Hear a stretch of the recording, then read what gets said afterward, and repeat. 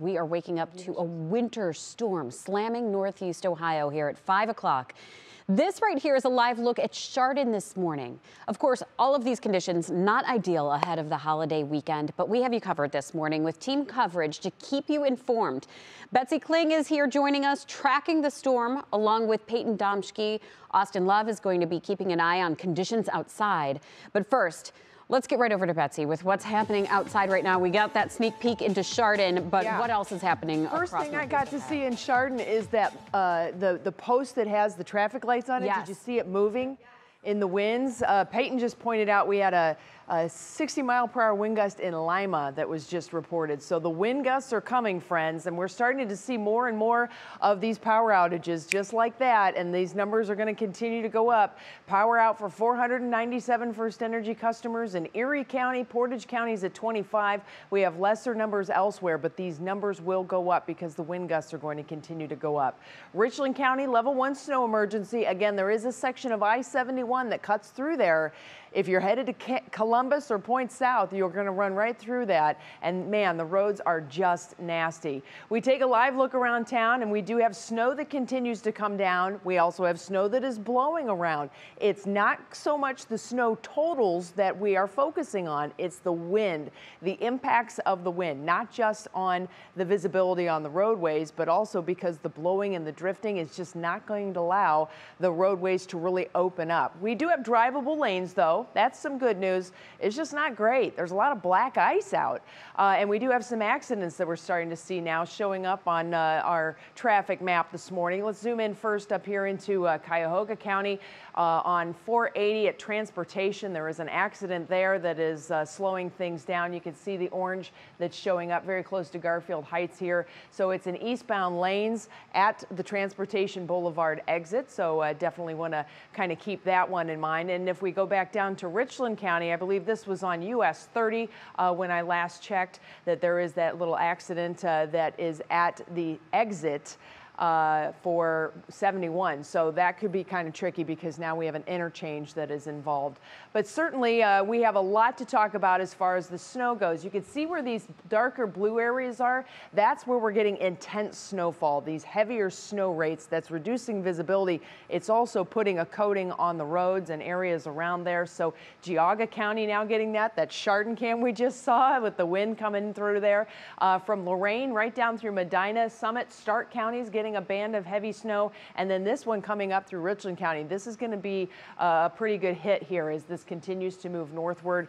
Areas west already have an accumulation of a couple inches of snow on the ground. We're going to continue to see these accumulation numbers go. I've been keeping an eye on the accumulations that have been seen in western Ohio, southern Ohio, and in Indiana, and right now it looks like it's on average anywhere from 1 to 4 inches just from this round of snow. Later today, our area of low pressure is going to wind up to the north of us, and that will start to drive a little bit of lake effect snow. And we're going to get a swirl taking place here where we get some snow that's coming in even off of Lake Michigan. So it's definitely a long-term kind of duration that we have to get through. Visibilities are always changing as the wind is blowing the snow around, but we generally have seen visibilities at or less than a mile. And our wind gusts, as mentioned, are now coming up. Look at the areas with wind gusts over 40, 45 miles per hour. 60-mile-per-hour wind gust has been reported out in Lima. That is out in western Ohio, so we know that these higher wind gusts are continuing to come in. Mansfield, you're down to 5 now. You lost another degree. We have temperatures that are in the low teens in Worcester, mid-teens in Dover. We're going to see these temperatures continue to drop as we go through the morning. So you're sitting at 30 right now in Ashtabula, but by noon you're going to be in the single digits. Just to put it in a perspective, this is the last 20 hours in Mansfield. Sitting pretty in the 40s. I came to work yesterday morning. I didn't even wear a jacket. It was fantastic. Hopefully the kids went outside and played. But man, when that front hit, dropped like a rock. We went from 41 at 11 p.m. to 5 where we are right now. And these temperatures, as I said, are going to continue to slide. So here's a look at your National Designer hour-by-hour forecast. Again, we are not so focused on snow totals today. We are completely focused on the wind because of those big gusts that's going to knock out the power. And that's a problem because of these frigid temperatures. And the numbers are going to continue to go down into the single digits and below zero as we go through the day today. I do not think we will have any warming from here on out through the day today. And look at these wind chill numbers in the pink there, anywhere from 25 to 30 and colder. That will be on and off as we go through the day. All right, by noon, we should start to see more and more of the lake coming into play here. So I mentioned our area of low pressure to the north. It's kind of doing this big spin. I'll get a better map to show you this. But we get the moisture that's trapped in there. So this is like a washing machine now. So we're going to see this moisture circulating through. That's going to connect up here with Lake Erie moisture, and you can see how that shoots the heavier snow, persistent heavier snow, into Lake and Ashtabula counties. I mentioned the last time I talked to you, we have such cold temperatures, it's literally going to change the snow crystals. They're going to be very fine. Those are not the snow crystals that stack up into big prolific numbers. We are going to just continue to see these snow showers on and off through the day today. Maureen, we are going to see the wind gusts coming up to anywhere from 50 to 60 miles per hour as we head through the afternoon. All right, Betsy, thank you. We did see a tweet that there might be some fallen power lines on Route 86, eastbound, westbound between Girdled Road and Vrooman Road. We're going to stay on top of that, too. Yeah, and that means people without power. So yes, don't go outside if your power goes out, please. Yeah, so if you're in that area, be careful. Especially, you shouldn't be out on the roads, but if for some reason you're driving, be aware of that, and we're going to keep our eye on the traffic. We're going to go live outside to Garfield Heights, which is where we find our own Austin Love this morning. And Austin, your boots on the ground, which is always the toughest job whenever we have a storm, but what are you seeing?